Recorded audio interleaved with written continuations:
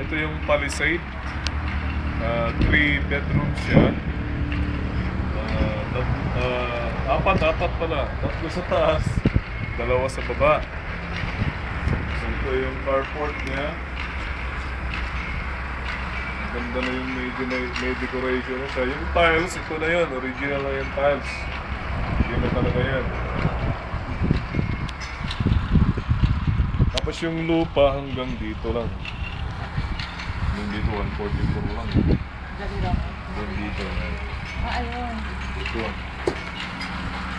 Tapos yun yung site. Doon sa taas na yan.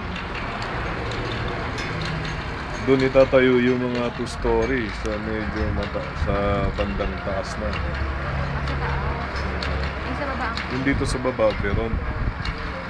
Veron yung dito sa baba. Yung bungalow.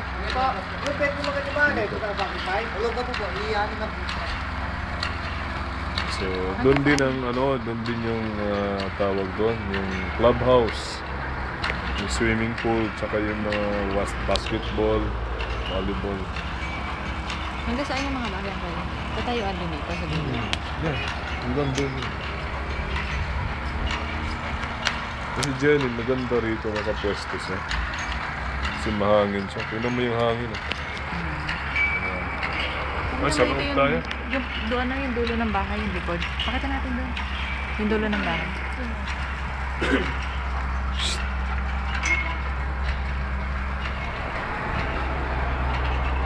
Ito yung bahay, sa loob ng bahay. Ito yung pinaka-living room. Sala. Dito yung pinaka-dining niya.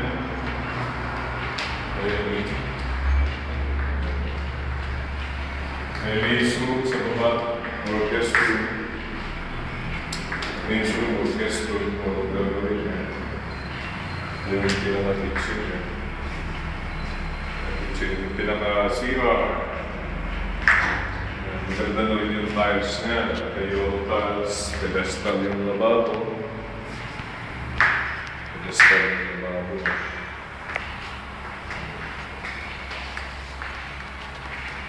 Next room. Then, nakaya tayo.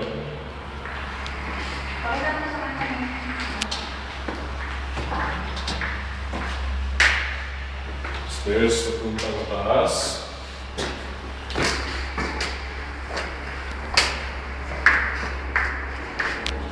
Tatlong rooms siya. Tatlong rooms.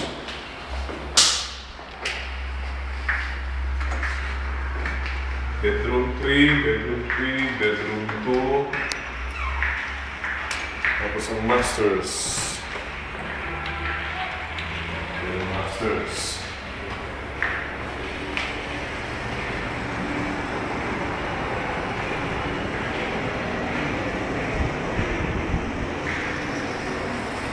Separate yung big na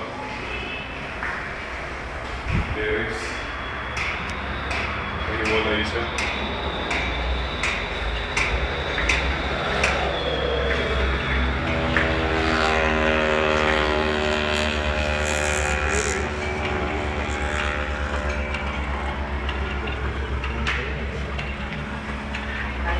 Okay, sa halagang 2.1 million. Kayang-kaya. 2.1 million. Ano palagay mo? Kaya na yan. Mag-computation na lang. Tapos bigay ko sa'yo. Pati daw yung mga mapa, dahil Oo. parang yun.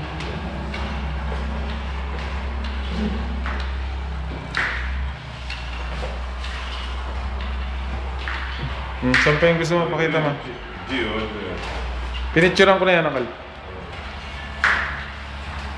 Maliit lang to, no? Bakit dalawa yung CR? Siya pa sa baba. Isa sa baba. Dalawa Isa pa sa baba, taas. Uncle. Dalawa sa baba. Dalawa CR. Ah, yung doon pala, yung sa kabila. Ngayon ito, pwede niyong baguhin yan. Pwede baguhin yung structure sa loob. Pwede lakihan. Oo, pwede Lakihan yung CR. Yung CR, pwede Pwede mong tanggalin to.